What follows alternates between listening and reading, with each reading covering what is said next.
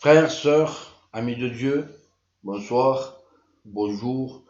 Je reviens vers vous parce que voilà, je vais faire 3 vidéos qui vont parler. La première, ce sera sur la femme, la deuxième sur les hommes et la troisième, ce sera les serviteurs et leurs femmes. Pourquoi? Parce que nous avons un Dieu d'ordre et il nous faut mettre de l'ordre dans nos maisons, dans nos églises, dans nos vies. Et pour cela, nous allons développer comment on doit s'habiller, comment on doit se comporter, comment on doit être une femme chrétienne. Dans la prochaine vidéo, ce sera pour les hommes, et après, ce sera les serviteurs et leurs femmes. Mais pour cela, ce sera les femmes chrétiennes qui se sont baptisées, qui sont mariées, et qui vivent une vie de sainteté avec Dieu.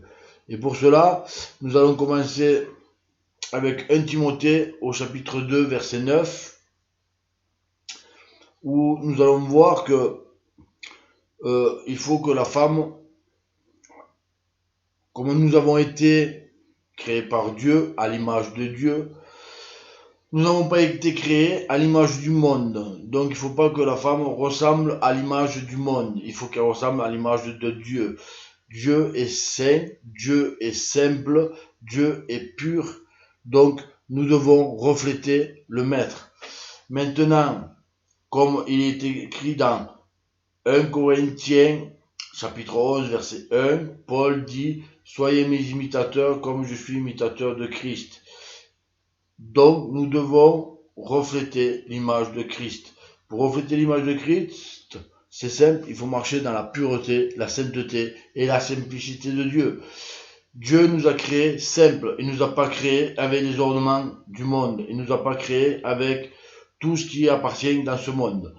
Il nous a créés déjà, à la base, vous regarderez dans Genèse 1, quand il dit « Nous allons créer l'homme à notre image ». Mais il n'a pas créé avec des bijoux, il n'a pas créé avec du maquillage, il n'a pas créé avec des jupes courtes ou autres. Il a créé, vous allez me dire, ils étaient nus, oui. Mais quand ils ont mangé du fruit de la connaissance du bien et du mal, Dieu leur a fait des vêtements. Maintenant, Dieu est simple, pur et saint. Et nous devons marcher comme lui veut, dans ses voies et avec l'ordre de Dieu, l'amour de Dieu, la droiture et la justice de Dieu. Donc nous prenons 1 Timothée, chapitre 2, verset 9, où il est écrit « De même aussi que les femmes vêtues d'une manière décente, avec pudeur et modestie, se parent non pas de tresses ou d'or, ou de perles, ou de toilettes somptueuses, mais d'œuvres bonnes, comme il convient à des femmes qui font profession de piété. Que la femme s'instruise en silence, avec une entière soumission. » Nous savons que Adam a été tiré le premier de la terre et que la femme, Ève, a été tirée de Adam. Donc nous devons être soumis, les femmes doivent être soumises à l'homme, pas en tant qu'esclave ou en tant que punching ball, comme j'ai pu le dire dans des vidéos précédentes. Nous sommes, un couple doit être une aide l'un envers l'autre. Dieu a dit, il n'est pas bon que l'homme demeure seul, faisons-lui une aide. Il n'a pas dit, faisons-lui une esclave ou un punching ball. Mais la femme doit le respect à son mari, nous verrons plus loin. Pourquoi ? Elle doit le respect à son mari et doit être soumise à son mari, puisque l'homme est soumis à Christ, la femme est soumise à l'homme et Christ est soumise à Dieu. Donc, on voit bien qu'il y a de l'ordre. Donc, oui, nous devons avoir de l'ordre dans nos vies, nous devons avoir de l'ordre dans nos églises et nous devons avoir de l'ordre chez nous. Donc, nous voyons bien que là, il ne faut pas, qu'il dit avec une manière décente, avec pudeur et modestie. Donc, comment elle doit être vêtue? Alors, les décolletés, où c'est qu'on voit la moitié des seins, ou la moitié des épaules, interdit. Il faut des t-shirts ou des robes qui arrivent à mi-bras, qui couvrent bien les épaules, qui font, vous voyez comme là, c'est un col rond, c'est très bien. Ensuite, les robes, il ne faut pas qu'ils soient au-dessus de genoux, mais en dessous, parce que quand on s'assoit, ben, automatiquement la robe remonte, hein, et puis bon, ceux qui montent derrière le pupitre, ça peut être le pasteur, ça peut être un chanteur, quelqu'un qui témoigne, malheureusement, et ben il voit tout. Et après, ben, le pasteur peut plus prêcher, le témoigner, celui qui doit témoigner, il peut plus faire le témoignage parce qu'il est perturbé. Donc, ayez de la pudeur. Jésus a dit, mon père a dit que sa maison serait une maison de prière, pas une maison de une caverne de voleurs. Donc n'en faites pas une maison du monde. Dans les maisons des églises, malheureusement, dans les maisons de Dieu, on y va comme si on allait au marché ou dans une brocante. Je développerai un peu plus loin, mais il faut savoir que nous devons respecter, même si c'est qu'un local, que l'église c'est nous, mais nous devons respecter là où on s'assemble pour prier le Seigneur. Parce que quand nous prions le Seigneur, il y a le Saint-Esprit, il y a le Seigneur parmi nous, et il est pur, il est saint. Comment voulez-vous qu'il descende dans le péché ou la déchéance? C'est pas possible. Après on entend, on dit, ouais, mais on n'a pas eu d'onction, on n'a pas eu de bénédiction. C'est normal. Pour avoir les bénédictions et les onctions, il faut marcher comme lui veut. Pas comme toi tu veux. Pas comme tu as envie de marcher dans le monde. Si tu veux marcher dans le monde, sors de l'église, va te souiller. Il est écrit dans l'Apocalypse que celui qui se sanctifie jusqu'au bout. Mais celui qui se souille jusqu'au bout. Parce que quand le Seigneur Jésus va revenir, hein, eh ben, je vous le dis, hein, frères et sœurs, il va y avoir des pleurs et des grincements de dents. Maintenant, nous allons prendre 1 Corinthiens au chapitre 14. Chapitre 14, verset 34.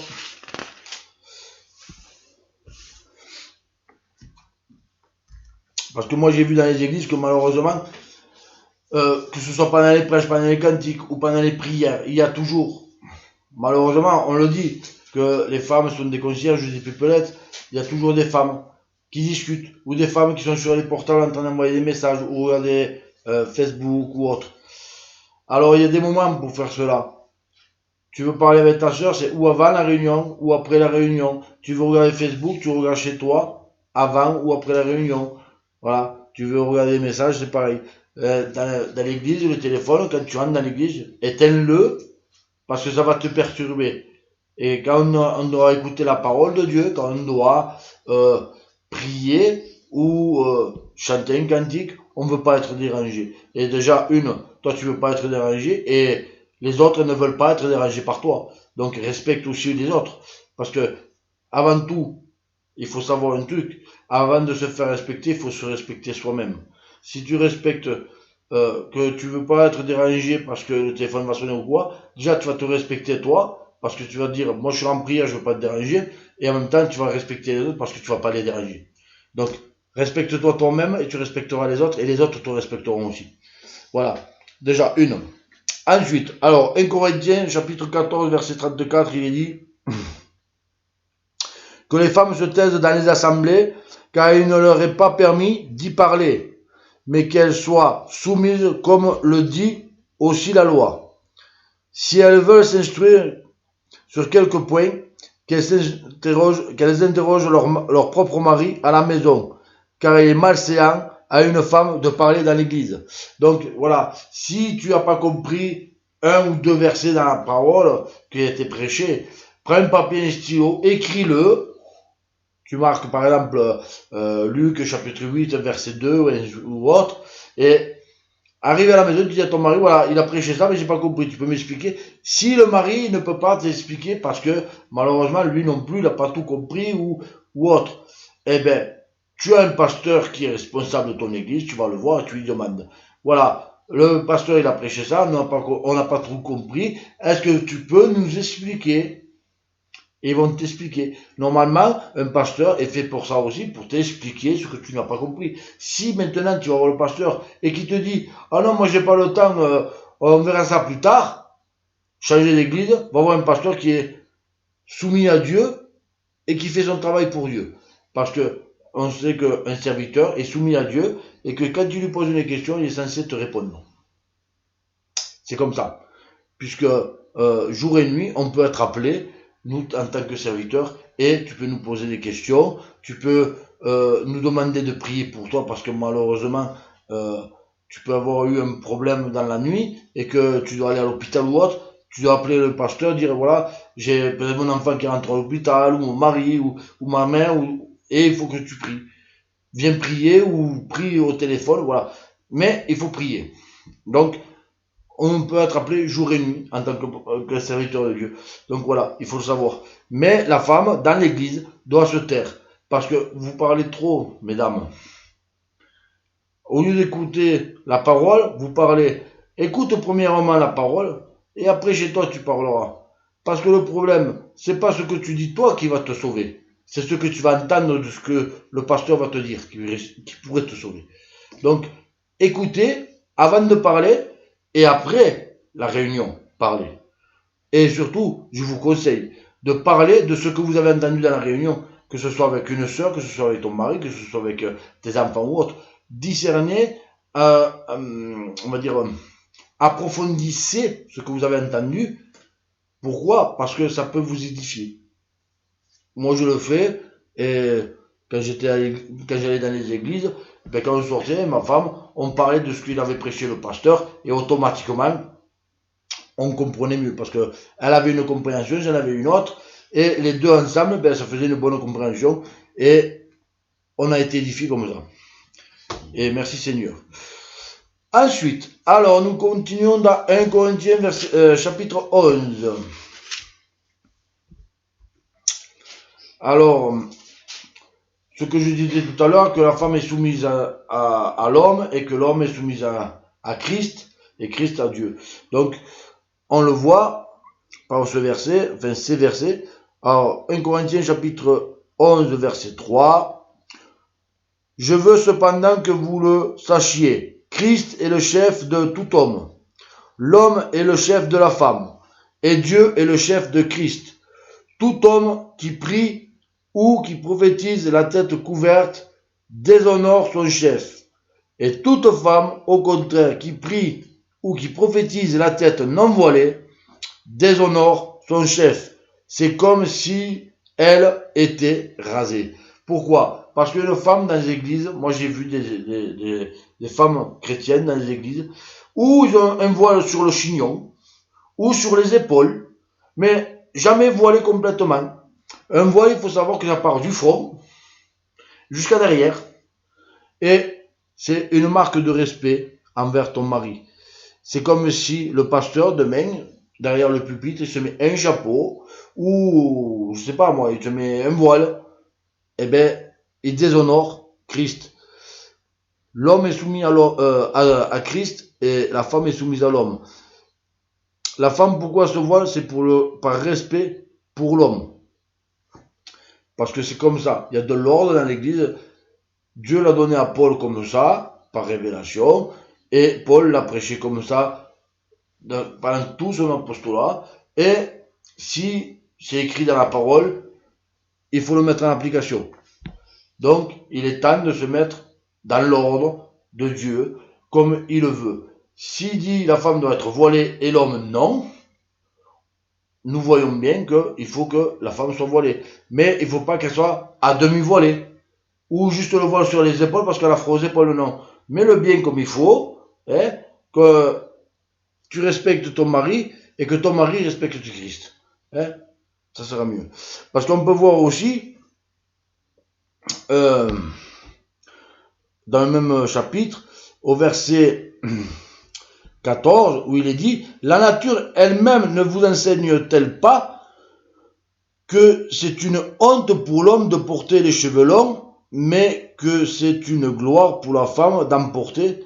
En effet, la chevelure lui a été donnée en guise de voile. Pourquoi? Parce que dans une église, il faut que la femme se voile, ça c'est sûr. Du moment qu'elle est mariée, qu'elle a un mari, qu'elle est chrétienne, elle est obligée de se voiler. C'est simple.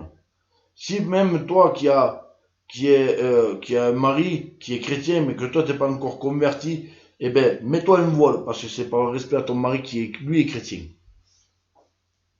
Le respect, comme j'ai dit au début, si on se respecte soi-même, les autres te respecteront. Et le respect, c'est que l'homme est sorti en premier et Ève est sortie de Adam. Donc si Dieu l'a donné comme ça, pourquoi nous le changerons? Nous ne sommes pas Dieu. Si Dieu le veut comme ça, tu le fais, c'est tout. Oui, c'est un ordre de Dieu, il faut le faire.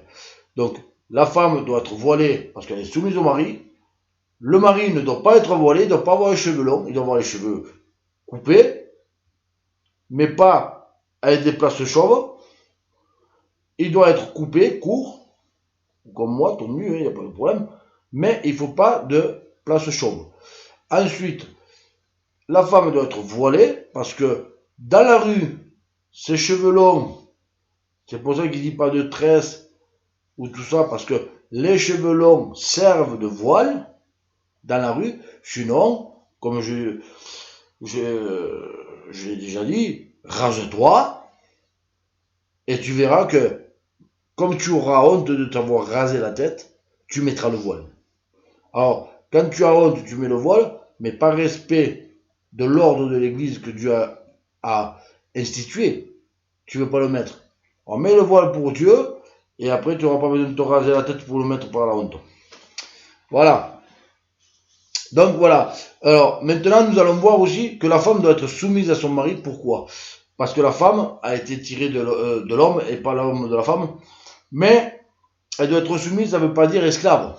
Ça ne veut pas dire punching ball. Ça ne veut pas dire elle fait tout, l'homme ne fait rien. Non, non, non. L'homme, c'est l'autorité de la maison, c'est l'autorité de la femme. Mais la femme, c'est une aide à l'homme. Mais ça ne veut pas dire qu'il doit faire ce qu'il veut, l'homme. Il doit aussi l'aider. Parce que ceux qui travaillent, ils vont au travail pour gagner l'argent, pour manger. La femme, elle s'occupe des enfants, de la maison et du repas. Maintenant, on sait qu'il y en a qui ne travaillent pas. Je vais prendre mon exemple, puisque moi, avant, je travaillais, j'étais routier. Et je faisais 15-20 heures par jour. Je rentrais, je m'occupais de mes enfants parce que j'aime mes enfants et que je les voyais pas souvent, donc j'en profitais. À l'heure actuelle, comme j'étais reclassé parce que dû à mon métier, je peux plus travailler, donc j'étais reclassé par la sécurité sociale, incapacité de travailler, donc je suis à la maison, mais je reste pas sans rien faire. Je regarde pas ma femme faire le ménage, s'occuper de la petite, faire à manger. Non, tous les jours, c'est moi qui fais à manger parce que j'ai déjà ça me fait plaisir de faire à manger à ma femme et à ma fille parce que quand je leur fais des petits plats et qu'ils se régalent, ben, ça me fait plaisir. Ensuite, ça soulage ma femme et après, ben, je m'occupe aussi de ma fille. Et ma femme, il lui reste plus de temps pour s'occuper de la maison, du ménage et tout ça. Donc voilà. Après, on se répartit les tâches. Puisque je suis à la maison et qu'elle aussi, eh bien, on se répartit les tâches. Nous sommes une aide l'un envers l'autre. C'est ce que Dieu veut. Il veut pas une esclave ou un esclave. Et déjà, si le mari il se fait dominer par la femme, c'est un péché, je vous le dis. Parce que la femme ne doit pas prendre l'autorité sur l'homme. Donc nous allons prendre 1 Pierre. 1 Pierre chapitre 3.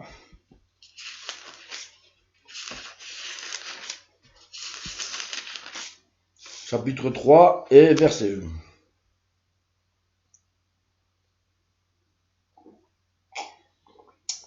Alors, 1 Pierre chapitre 3 verset 1, il est dit comme ceci. Vous de même, femmes, soyez soumises chacun à votre mari, afin que même si quelques-uns n'obéissent pas à la parole, qu'ils soient gagnés sans parole, par la conduite de leurs femmes, en voyant votre conduite pure et respectueuse. Voilà, donc il faut que vous soyez soumises. Ça veut dire que si, malheureusement, des disputes arrivent, que le mari, il avait un peu la voix, ne va pas lever la voix plus que lui. Tu n'as pas autorité sur ton mari. Donc, respecte-le, sois soumise, et en faisant cela, il te posera la question, mais pourquoi tu ne réponds pas? Tu diras, parce que la parole de mon Dieu me l'interdit. Je dois être soumis à mon mari. Et s'il n'est pas converti, tu pourras gagner son cœur et le convertir. Maintenant, ça marche dans le deuxième sens aussi. Si le mari, il est converti, que la femme n'est pas convertie, selon la marche du mari, il pourra convertir sa femme. Ce verset-là veut bien dire que sans parole, sans besoin de leur parler de Dieu, vous pouvez convertir vos conjoints qui ne sont pas convertis. Mais il faut appliquer la parole à 100%. Donc la femme elle doit être soumise au mari et le mari doit avoir autorité sur la femme. Pourquoi? Parce que Christ est l'autorité de tout homme et l'homme est l'autorité de la femme. C'est comme cela. Maintenant, nous allons prendre Éphésiens chapitre 5.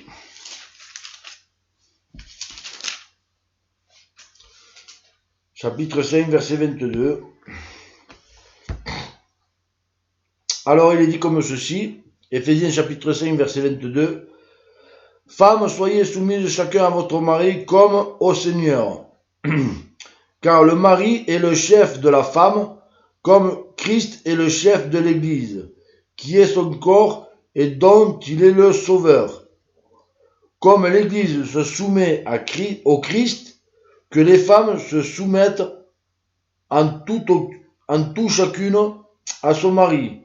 Mari, aimez chacun votre femme comme le Christ a aimé l'Église et s'est livré lui-même pour elle. Que veut dire tout cela? Eh bien c'est simple. C'est que la femme doit être soumise au mari comme elle est soumise à Christ. Ça veut dire que ce que tu mettras en pratique de la parole de Dieu, mets-le en pratique aussi avec ton mari. Ensuite, quand il dit que le mari doit aimer sa femme comme Christ a aimé l'Église. Christ s'est donné lui-même en sacrifice pour sauver le corps du Christ qui est l'Église. Donc, si toi, le mari, tu as autorité sur ta femme, sur tes enfants, tu es le chef de famille, c'est à toi de les protéger, c'est à toi de les rassurer, c'est à toi de leur pourvoir leurs besoins. Ça veut dire en travaillant, tu dois pourvoir leurs besoins de tous les jours, de manger, de s'habiller, tout ça. Maintenant, s'il arrive un problème quelconque et qu'on en veuille à ta femme ou à tes enfants, c'est toi qui dois les défendre au péril de ta vie. Moi, j'ai vu des hommes, ils se cachaient derrière leurs femmes. C'était les femmes qui discutaient. Non, ça, c'est pas bon. Ce qui est bon, c'est que l'homme, c'est l'autorité. La femme se tait, elle est soumise à son mari, et c'est l'homme qui parle. Voilà ce que ça veut dire tout ça. C'est l'homme l'autorité de la maison. Donc il faut de l'ordre dans la maison. Pourquoi? Parce que si tu n'as pas d'ordre dans la maison, comment on va te regarder à l'extérieur? Regarde cet homme, il s'est fait commander par sa femme. Alors il y a des expressions païennes. Hein. On voit qui porte le pantalon. Hein? Alors oui, je vous le dis, Dieu ne nous a pas appelés à être n'importe comment. On est dans ce monde. On est dans ce monde, mais nous ne faisons pas partie de ce monde. Alors agissons pas comme ce monde. Si dans le monde il y a des femmes qui commandent les hommes, c'est une abomination aux yeux de Dieu. Donc ne faisons pas comme ce monde. Nous sommes dans ce monde certes, mais nous ne faisons pas partie de ce monde. Donc, frères, sœurs, amis de Dieu, mettez de l'ordre dans vos maisons, dans vos vies. Toi, sœur, ne prends pas autorité sur ton mari. Soumets-toi. Et toi, homme, prends tes responsabilités entre les mains. Tu es l'homme de la maison. Tu dois avoir autorité. Tu dois pouvoir avoir besoin de ta famille. Tu dois pouvoir ou besoin de tes enfants, de ta femme. Aide-les. Ta femme t'aidera, mais toi, aide-la. Parce qu'elle ne peut pas porter tout le fardeau de la maison sur ses épaules. Partagez-vous ce fardeau. Et toi, femme, si tu travailles, chose qui est maintenant autorisée, à l'époque de Jésus, tout ça, les femmes ne travaillaient pas. Mais maintenant que c'est autorisé, eh bien, fais en sorte que tu puisses aider ton mari et que lui puisse t'aider. trouver un équilibre entre vous. Pourquoi? Parce que si les deux travaillent et qu'il y a des enfants, qui s'occupe des enfants, qui fait à manger, qui fait la machine à laver, et ainsi de suite, la vaisselle, tout ça, que vous répartissiez les tâches, l'un ou l'autre. Si l'un fait la vaisselle et qu'il y a les enfants à faire mettre au lit, ben ce soit l'autre qui fait rien, qui les met au lit, et ainsi de suite. Vous n'avez pas besoin de prendre un papier, un stylo, dire bon, aujourd'hui, lundi, c'est moi qui fais la vaisselle, mardi, c'est ma femme, mercredi, c'est moi. Non, non. Faites-le de votre cœur. Parce que quand ça vient du cœur, Dieu agrée. Quand c'est fait par obligation, Dieu n'agrée pas. Je vous le dis, c'est une constatation que j'ai faite.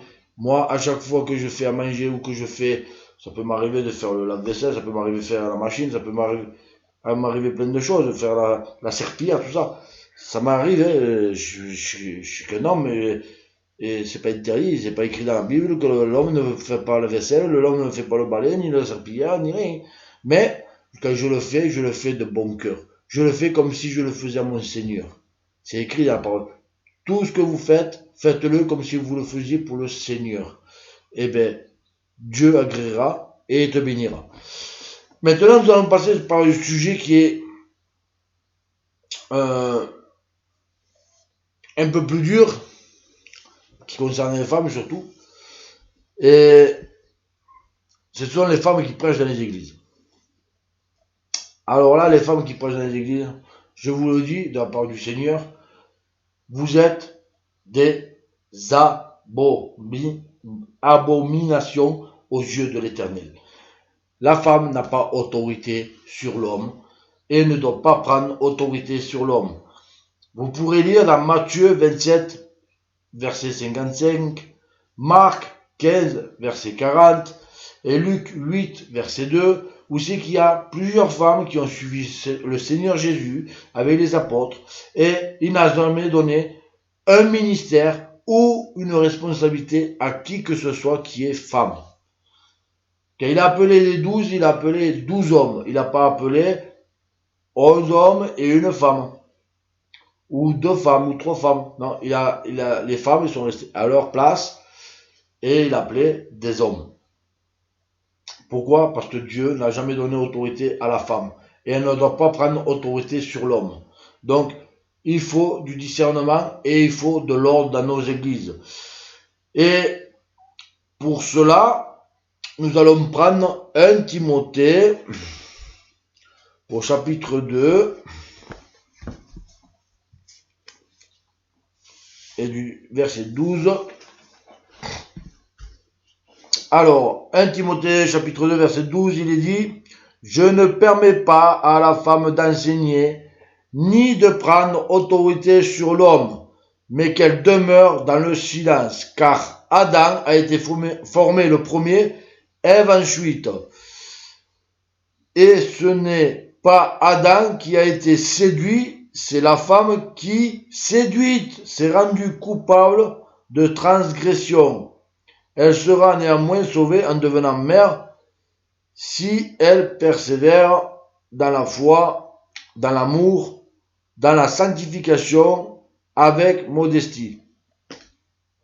Nous voyons bien que Adam a été créé le premier et que Ève est sortie d'Adam, mais que c'est Ève qui a été séduite premièrement par le serpent et qui a séduit son mari pour qu'il puisse manger. Donc, oui, elle s'est rendue coupable, Ève. Oui, elle a eu la malédiction, l'homme aussi a eu la malédiction puisqu'il a dû travailler la terre à la sueur de son nez pour gagner son pain. Donc, ils avaient la bénédiction, après ils ont eu la malédiction.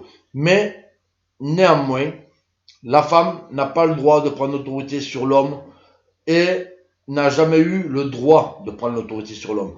Donc, elle n'a pas le droit de prêcher, elle n'a pas le droit d'enseigner, elle a le droit de témoigner. Dans les églises voilées, elle a le droit de prophétiser, de prier, mais elle n'a pas le droit d'enseigner ou de prêcher la parole. Et pour cela, on sait que dans le monde, l'esprit de rébellion, il appartient à l'esprit de l'Antichrist. Mais pour les femmes qui enseignent, il y a des versets qui sont dans la parole. Et là, on va prendre Apocalypse 2, mais ce sont l'esprit de Jézabel. Jézabel, c'était la femme du roi Akab, qui était le roi de Juda. Et malheureusement, elle avait autorité sur lui, et tout ce qu'il ne pouvait pas avoir, elle faisait en sorte, en commandant les chefs de l'armée, tout ça, de lui faire avoir. Comme la vigne qu'il voulait acheter à un Israélite, que l'Israélite lui a dit non, je ne te donnerai pas mon héritage. Elle a fait faire des faux témoignages pour qu'il puisse être lapidé, et elle a dit à Akab, tu peux acheter la vigne, mais, enfin, tu peux prendre la vigne puisqu'il est mort. Elle a fait assassiner cet Israélite pour donner la vigne à son mari, et on connaît l'histoire, elle a fini mangée par les chiens. Puisque quand Jéhu est arrivé à Israël, elle était au premier, elle était à l'étage, ils l'ont jeté par-dessus par la fenêtre, et Jéhu est rentré dans la maison en marchant dessus, et quand ses serviteurs à Jéhu voulaient l'enterrer, les chiens, ils avaient dévoré Jézabel. Donc, nous allons prendre Apocalypse 2, 20.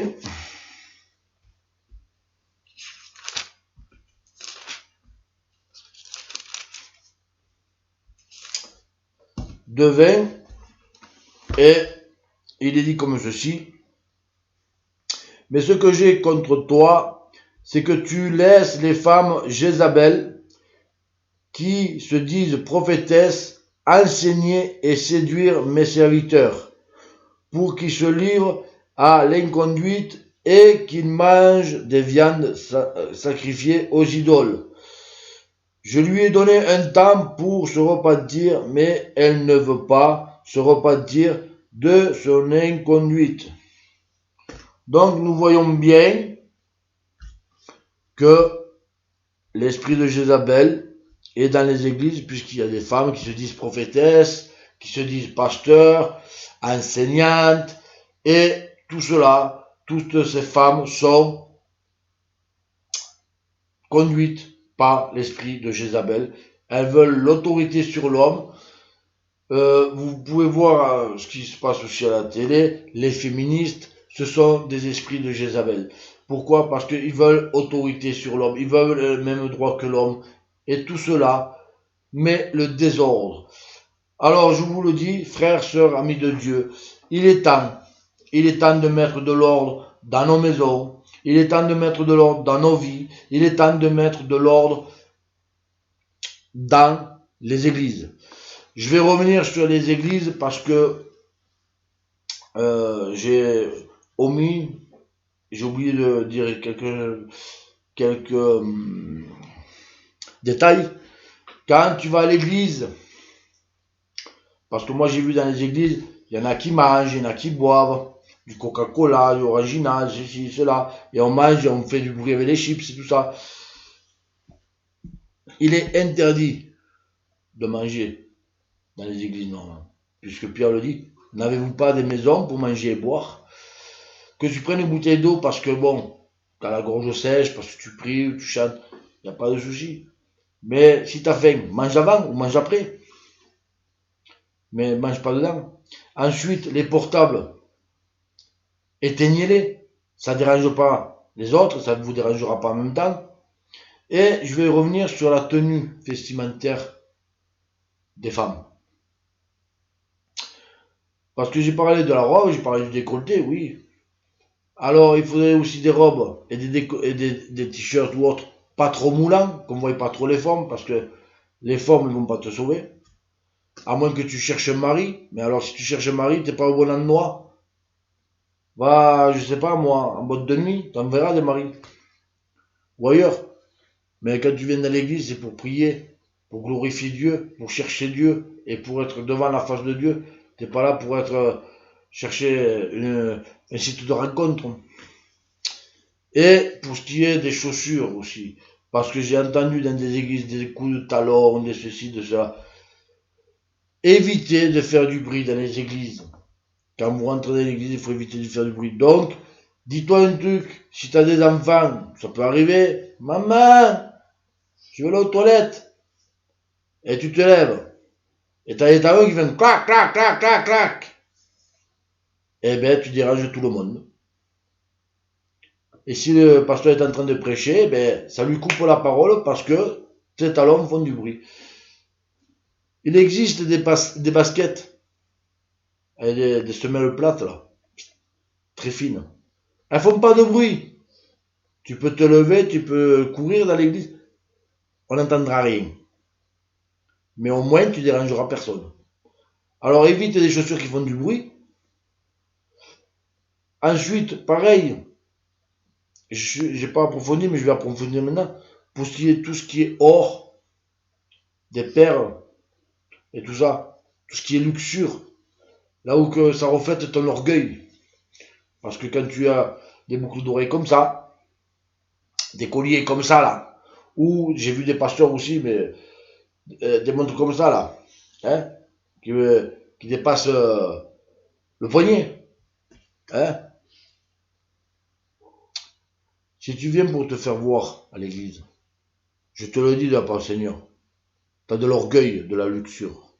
Tu montres et tu fais voir que tu as des sous, que tu es supérieur aux autres, enlève tout ça. Dieu ne nous a pas créés avec du maquillage, il ne nous a pas créés avec des boucles d'oreilles, il ne nous a pas créés avec des montres énormes, il ne nous a pas créés avec des chaînes que ça te fait baisser le cou comme ça là. On dirait que tu vas tomber en avant tellement que c'est lourd. Dieu nous a créés simples, purs, dans sa sainteté. Pourquoi tu vas changer tout ça? Parce qu'en faisant ça, tu n'es plus à l'image de Dieu, tu es à l'image du monde. Et comme j'ai dit tout à l'heure, nous sommes dans ce monde, mais nous ne devons pas refléter ce monde. Parce que le monde aime ce qui lui appartient, mais il est ce qui appartient à Dieu. Si tu reflètes le monde, va te souiller. Moi, personnellement, je préfère refléter Christ. Parce que nous ne pouvons pas avoir deux maîtres. On ne peut pas avoir maman et Dieu. Parce que un, tu vas l'aimer et l'autre, tu vas lui haïr. Donc, il faut faire un choix.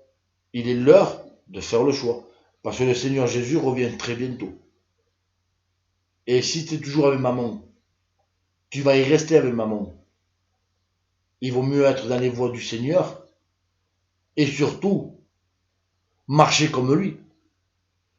Marcher à 100% dans sa parole.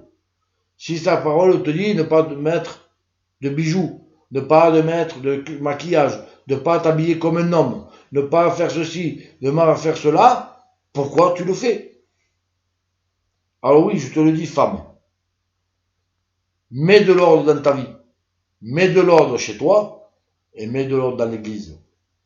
Au nom du Seigneur Jésus, je te le demande, que tu puisses réfléchir à ce que je viens de dire dans cette vidéo. Regarde-toi dans un miroir et dis-toi, est-ce que je vais dans une église ou dans un bordel? Je vais faire mon marché, ma brocante, ou je vais me mettre devant la face de Dieu dans la pureté, la sainteté et la simplicité. Parce que Dieu ne t'appelle pas avec tes bijoux, il ne t'appelle pas avec ton maquillage, ou avec tes vêtements moulants, ou décolletés, ou trop courts. Il t'appelle comme tu es, certes, simple, naturel, comme lui t'a créé, pas comme toi tu veux ressembler. Toi tu veux ressembler au monde, parce que le monde il a écrit boucle d'oreilles, bijoux, maquillage. Non, non, enlève tout ça. Dieu t'a créé simple, naturel. Ressemble à Dieu, tu auras des bénédictions. Alors je vous le dis, frères, sœurs, amis de Dieu, il est temps, au nom du Seigneur Jésus, je vous le dis, il est temps de remettre de l'ordre dans nos vies, dans nos maisons et surtout dans l'église. Il est l'heure de faire un choix. Ou tu veux te sanctifier jusqu'au bout, ou tu veux te souiller jusqu'au bout. Mais il faut faire le choix. Parce que quand le Seigneur Jésus va revenir, il y aura des pleurs et des grincements de dents. Et je n'aimerais pas être à votre place, à choisir. Pourquoi? Parce que moi, le choix est déjà fait. Moi, j'ai pas de montre. J'aime pas ça de toute façon. J'ai pas de collier. J'ai pas de boucle d'oreille. Je suis simple naturel. Si ça plaît, gloire à Dieu. Si ça plaît pas, gloire à Dieu. J'ai à plaire à mon Seigneur, moi. Je veux pas plaire au monde, je veux plaire au Seigneur. D'ailleurs, il est écrit dans la parole. Si je plairais à l'homme, je ne serais pas serviteur de Dieu. Moi, quand je vois des serviteurs de Dieu avec des belles voitures, des beaux bijoux, et que des beaux habits, hein, et qui reflètent le monde, eh ben, je préfère être dans ma position. Je reflète pas le monde, je reflète Christ. Pourquoi? Parce que c'est pas un bijou qui va te sauver, c'est pas une belle voiture qui va te sauver. C'est la marche que tu as avec le Seigneur. Et le Seigneur te dit, approche-toi de la perfection. Et toi, qu'est-ce que tu fais? Tu t'approches de l'imperfection. Parce que tu veux de plus en plus ressembler au monde. Vous ne voyez pas, vous, dans les derniers temps, que bientôt tout le monde va souffrir, tout le monde va grincer des dents.